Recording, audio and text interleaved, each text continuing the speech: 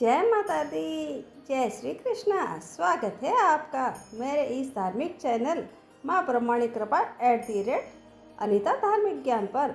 आइए आज मैं अपने इस वीडियो पे श्रावण महीने में पुत्रदा एकादशी कब है, इसका पारण समय कौन सा है, इसके महत्व क्या है और इसके पीछे की कहानी क्या है, इन सब की जानकारी दूंगी।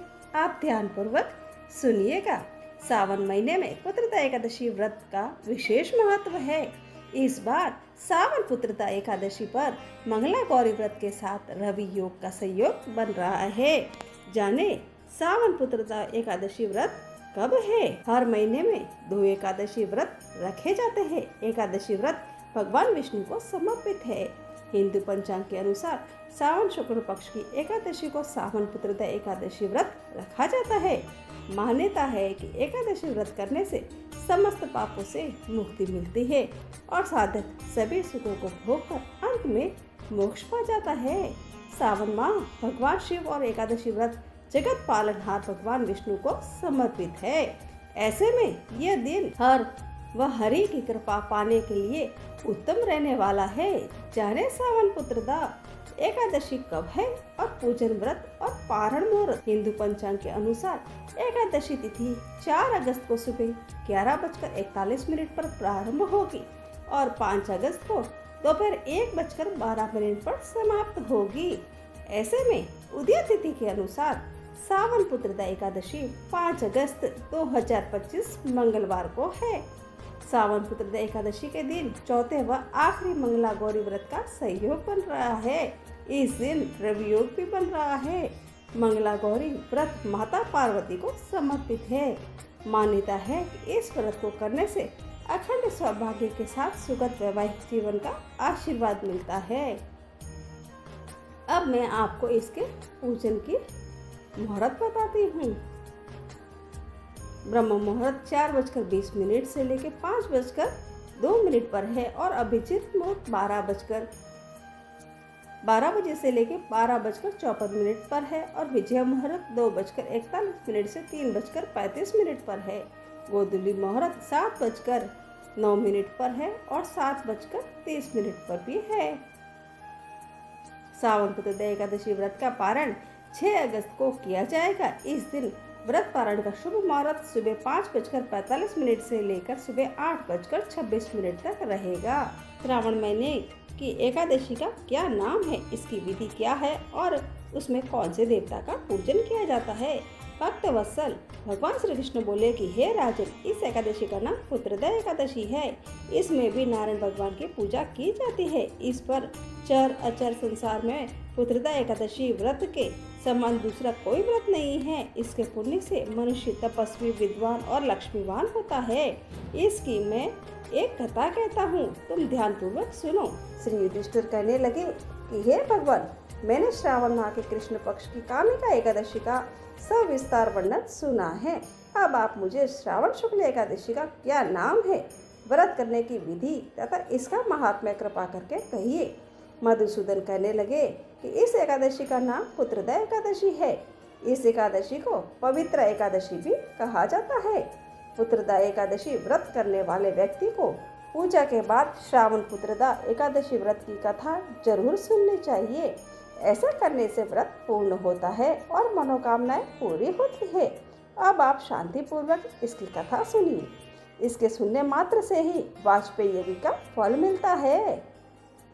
द्वापर युग के आरंभ में महिष्मति नाम की एक नगरी थी, जिसमें महीजीत नाम का राजा राज्य करता था। लेकिन पुत्रहीन होने के कारण राजा को राज्य सुखदायक नहीं लगता था। उसका मानना था कि जिसके संतान न हो उसके लिए यह लोक और परलोक दोनों ही दुखदायक होते हैं।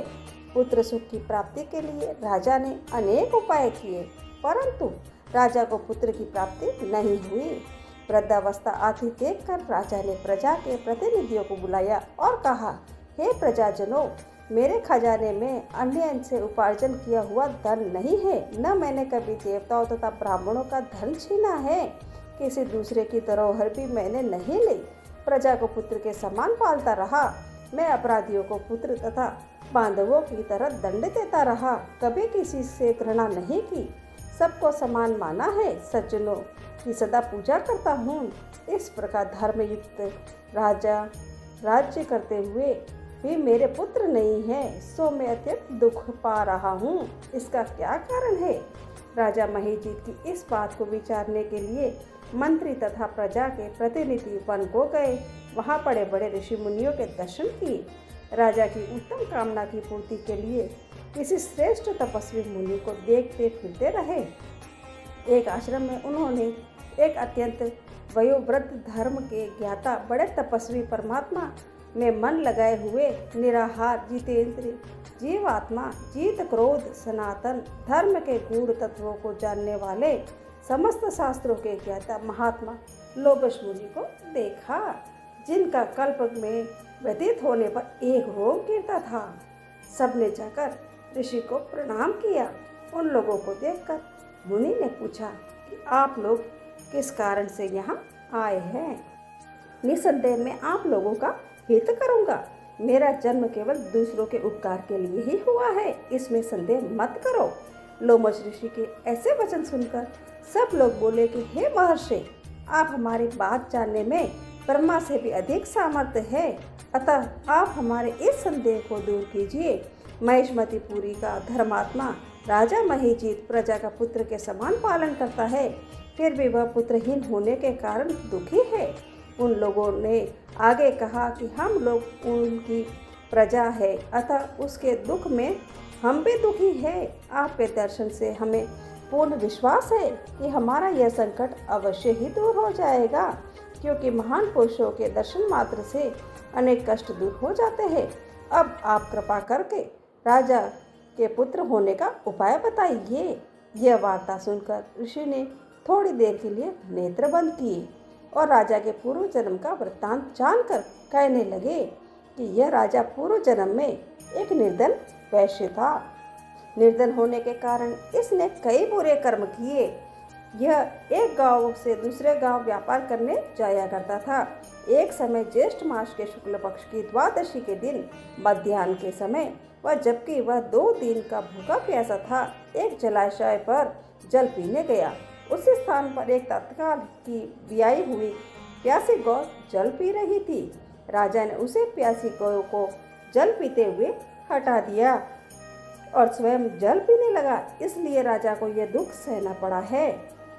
एकादशी के दिन भूखा रहने से वह राजा हुआ और प्यासी गौ को जल पीते हुए हटाने के कारण पुत्र वियोग का दुख सहना पड़ रहा है।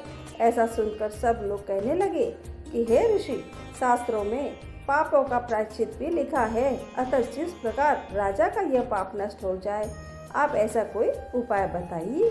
लोमश मुनि ने कहने लगे कि श्रावण शुक्ल पक्ष की एकादशी को, जिसे पुत्रदा एकादशी भी कहते हैं, तुम सब लोग व्रत करो और रात्रि को जागरण करो, तो इससे राजा का यह पूर्व जन्म का पाप अवश्य ही नष्ट हो जाएगा।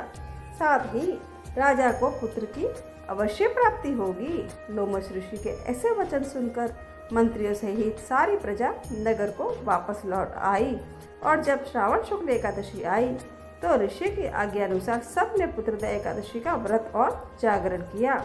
इसके पश्चात द्वादशी के दिन उसके पुण्य का फल राजा को दिया। उस पुण्य के प्रभाव से रानी ने गर्भ धारण किया और प्रसव काल समाप्त होने पर उसके एक बड़ा तेजस्वी पुत्र उत्पन्न हुआ। इसलिए हे राजन, इस श्रावण शुक्ल एकादशी का नाम पुत्रदा पड़ा। अंत संतान सुख की इच्छा हासिल करने वाले इस व्रत को अवश्य ही करना चाहिए। इसके महात्म्य को सुनने से मनुष्य सब पापों से मुक्त हो जाता है और इस लोक में संतान सुख भोग कर अंत में परलोक में स्वर्ग को प्राप्त होता है। इसलिए जो भी श्रद्धा से इस एकादशी का व्रत करता है उसे निश्चय ही संतान सुख की प्राप्ति होती है और जीवन में सौभाग्य आता है। आप सभी को पुत्रदा एकादशी की हार्दिक शुभकामनाएं। जय श्री कृष्णा। अगर आपको मेरी ये कहानी पसंद आई है और कथा और महात्म्य अच्छी लगी है तो आप मेरी इस जानकारी को अपने दोस्तों के साथ जरूर शेयर करिएगा और मेरे इस चैनल को सब्सक्राइब करना मत भूलिएगा। जय माता दी, जय श्री कृष्णा।